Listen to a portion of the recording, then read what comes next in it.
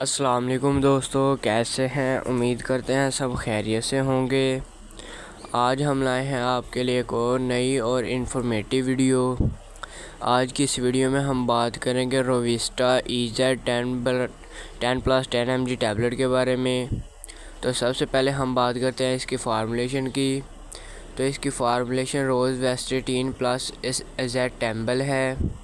یہ Gates company کی product ہے۔ تو ناظرین، اگر آپ ہمارے چینل پر نئے ہیں تو ہمارے چینل کو سبسکرائب کرنا، بیل آئیکن کو آن کرنا تاکہ ہماری آنے والی ویڈیوز کی انفارمیشن سب سے پہلے آپ تک پہنچ سکے۔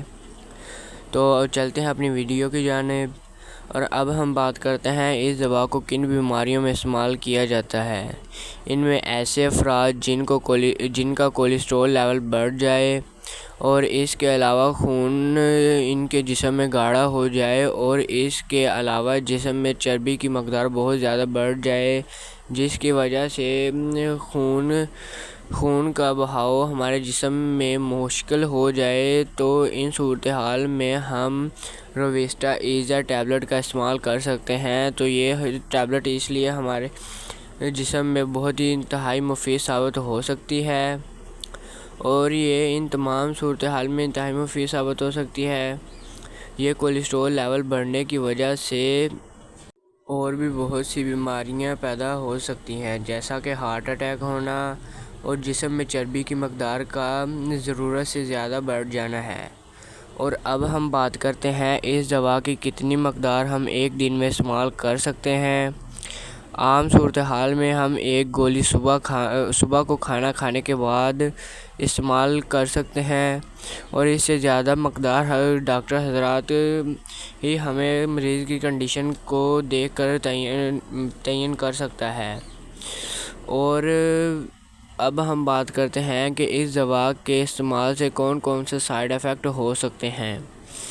ان میں سر کا چکر آنا، دل کا گھبرانا، اور اس کے علاوہ اور کوئی خاص سائیڈ ایفیکٹ نہیں ہے۔ اور اب ہم بات کرتے ہیں کہ اس دوا کا استعمال کن لوگوں کو نہیں کروایا جاتا۔ ان میں ایسے افراد جنہوں نے آپریشن کروایا ہو، اور اس کے علاوہ جنہوں نے دانت نکلوائے ہوں، تو ایسے افراد اس دوا کا استعمال نہ کریں۔ اور اس کے علاوہ حاملہ خواتین بھی اس کا استعمال نہ کریں، کیونکہ اس دوا کے استعمال سے ماں اور بچے دونوں کو نقصان ہو سکتا ہے۔ اور اس کے علاوہ اس دوا کو استعمال کرنے سے پہلے اپنے ڈاکٹر سے لازمی مشورہ کریں، اور ڈاکٹر کے مشورے کے بغیر اس دوا کا ہرگز استعمال نہ کریں۔ تو ناظرین، ہمیں چاہیے کہ ہمیں کسی بھی قسم کی دوا استعمال کرنے سے پہلے اپنے ڈاکٹر یا معالج سے مشورہ کر لینا چاہیے۔ تو یہ تھی ہماری آج کی ویڈیو۔ ملیں گے ہم ایک اور ایسی نئی اور انفارمیٹیو ویڈیو کے ساتھ۔ آج کے لیے اتنا ہی، تب تک اپنا خیال رکھیے گا۔ اللہ حافظ۔